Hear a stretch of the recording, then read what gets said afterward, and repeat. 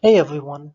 So my name is Jamil Kafour and today I will be talking about forecasting dengue fever in Brazil with time series modeling in parallel. That's a lot to take in, so don't worry about the title for now. It's just the title. Um, I worked on this project over the summer with my partner Catherine Kempfeld from the University of Florida. She's getting a bachelor's of science in mathematics as well as a secondary bachelor's in statistics. And of course, my mentors who we've worked under were Jeffrey Fairchild and Kelly Minol. So, a little bit of information about me is that I actually graduated from Lehman College with my bachelor's in computer science in the spring of 2018. Woo! Currently now, I am working at Los Alamos National Lab, and I'm stationed in two separate departments. The first one is ISR, which is Intelligent Space Research. The second one is XCP, which is just computational physics.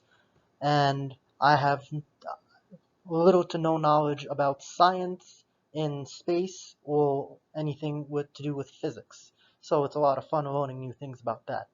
And I think I have a basic understanding of high performance computing, software design, and a little bit of information about machine learning, but my work will hopefully speak for itself and you can decide what I know and what I don't know.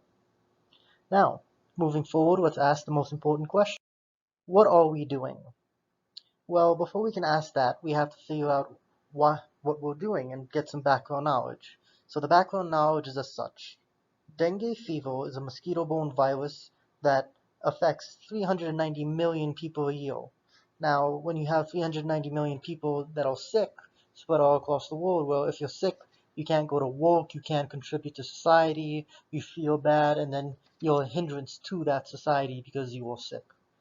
And that's not a good thing. Nobody likes it when you're sick, even you don't like it. So it would be pretty good if we would be able to detect when people would get sick at what rate in what specific region. Those are very important things to know so we can inform the government saying, okay, you need to put vaccines or you need to do treatment in this area because we expect a lot of people to be sick.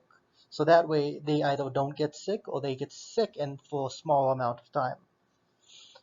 Therefore, what we needed to do was develop a large-scale, parallel workflow to predict the spread of dengue in real time.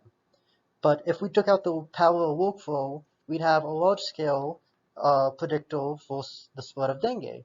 Why do we need parallel? Well, I give you this little example. So say you have a perfect model to predict the spread of dengue. It's 100% accurate. Congratulations, you've done it. Now, it takes about 10 days to get the accurate information, and then about 5 to 10 days to make a reference based on this. So the government official gets that information, and about in 7 days they'll say, okay, we need to put vaccines in this area, or we need to do treatment in this area. And we pose the question, is this a good benchmark? Well, now let's add some more information and see what you decide. So what if you get 1 week into the future? So if we do the math, 10 days to run it and get the predictions, about 7 days for government officials to react, and you only get 1 week of predictions. If that's the case, you're already 10 days behind. So therefore, we needed to find a fast, scalable modeling with accurate results. Hence, that's why we try to implement parallelism into our current workflow to make sure that we're getting the most speed up possible. So now, scalable modeling for dengue. Well, in order to make a model, you need data. So what did we use? Well, we were able to get satellite data from satellites. We were able to get data from weather stations, from Google Health Trends, and of course, the government gave us data. And we compress all of this together, and then we make predictions for the 27 states of Brazil. Of course, there are different levels in Brazil, so you have regions, municipalities, cities, and of course states, but there are a whole bunch of other spatial levels that we could have taken into account. We stuck for now with states because that's the data that we had access to and what we think we could have accomplished in the time that we had. So of course, again, we have Google Health Trends. So when people are looking up certain things at a certain time period. We have satellite and weather data from weather stations and satellites that tell us a little bit of information about the region, and demographic data such as is there garbage collection in a specific area, is there a highly dense population in a different area, is there water sewage, or is sewage just standing.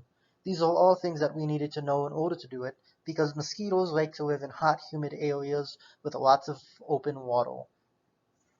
But how does this actually look like, and how does it all fit together? Well, it is as such. You have satellites and weather stations, which tell you information about where there's a lot of green area, where there's dry area, where there's a lake or a stream, and then the weather stations tell you information about the barometric pressure, the humidity, the temperature, and all that fun stuff. So we take that information and pop it into a model. The next thing we look at is Google Cloud. So we get health trends. So if anybody is looking up dengue fever, or if anybody's looking up stomach virus, or any other symptoms of dengue fever, we take that information of when they looked it up and what they looked up and put it into our model as well. The last thing, as I said, was we looked at the government and we got the demographic information from them, such as clean water, running water, garbage pickup, and the age, and we popped that into a model. But do you know what the most important thing that we needed from the government was? Huh? You probably didn't guess it, but it's super simple. We needed to know who got dengue and where they got it. So if a person walks into a hospital and says, hey, I'm sick, and then we find out that they're sick and they have dengue fever, well, we needed to know where that is so we'd be able to do our testing for the past cases, and then for the future cases, use it as a predictor to see how many people would be coming in.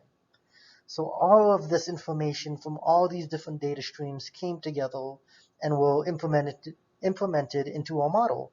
And then from there, we got a prediction for saying state 1 has this level at this time, state 2 has this level at this time, all the way up to state 27. But remember, it doesn't need to be states. It could be municipalities, which reign about 4,000, to regions, which just stay at about 4 to 5. And the types of models that we used, we broke up into two different parts. The first one, we tried out 3 different types of regularized regression, and then we just tried a negative binomial model to see what the different learning rates would be for each model. The 3 types of regularized regression were lasso, ridge, and elastic neck. And we wrote all of these models in the R language, and we did the data manipulation inside of Python. So it's a multi-language model. And our thought process was as such. Current modeling is done in serial on the left-hand side. Oh, yeah, on the right-hand side actually. Running in serial.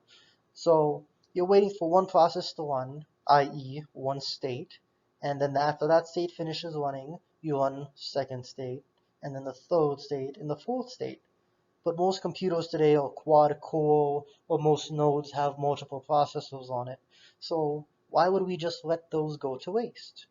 So we looked at it this way. If you have 27 states that have 344 weeks, and then each has 1,097 variables, well, if you're running it in serial, one processor or one core looks at 10 million elements. That's a lot, and it might take a while.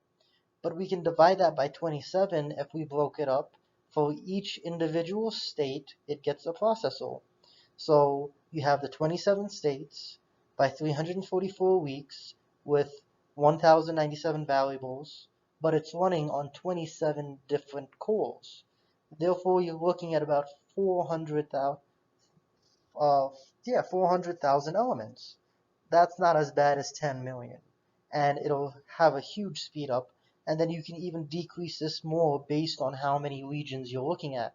So as I said, if you had looked at just the basic regions, which are about 4-ish, then you'd have 4 cores. If you went to the municipalities, you can go all the way up to uh, 4,000. different regions. And prospectively, you have 4,000 different calls. But forward now, this is what our workflow looks like.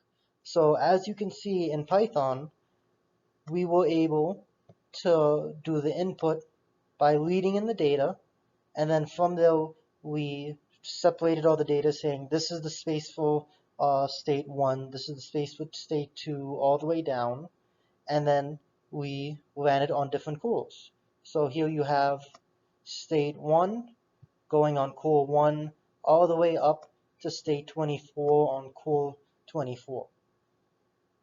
And then after that, since now we have on a given core the all script and the data, we can run that all script on the data and create a model. And on that model, of course, you want to train it and you want to test it on 2 different independent sets. And then once you did the testing and training and you modeled it for as long as you wanted, you were able to get predictions.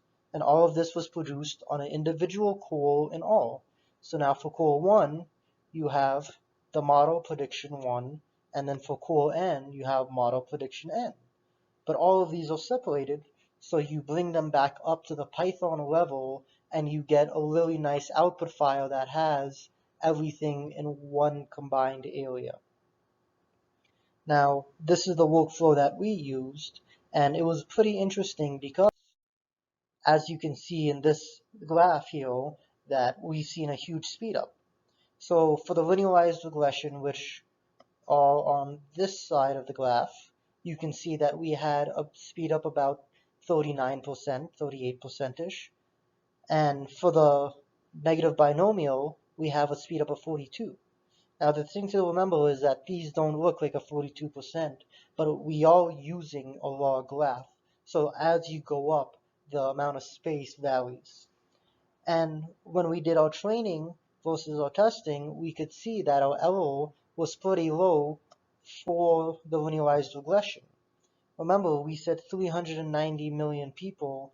Well, when we're looking at that and comparing it to the 40,000, the 4,000, it's minuscule in comparison.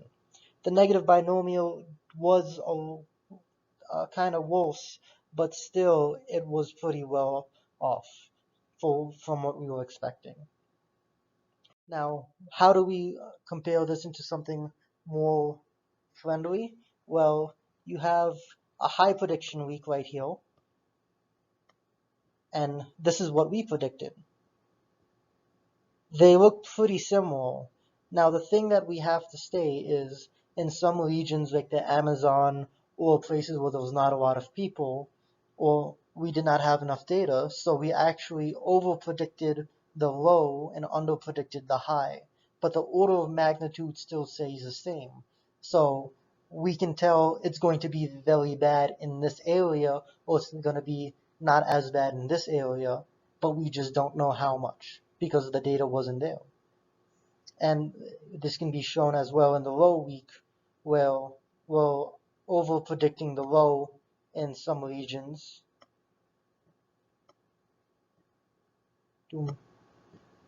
Because again, this is where the Amazon and the rainforest are. There's not a lot of people living in the rainforest, and the hospitals aren't required to report dengue fever in these regions, or in any regions in Brazil. It's up to the personal doctor. And as again, we can capture the magnitude of the risk for each individual state. Again, predictive error by state, you can see the training relative root mean square error here, and then the testing root mean square error. And the heat maps were produced by my partner, Catherine Kempfort.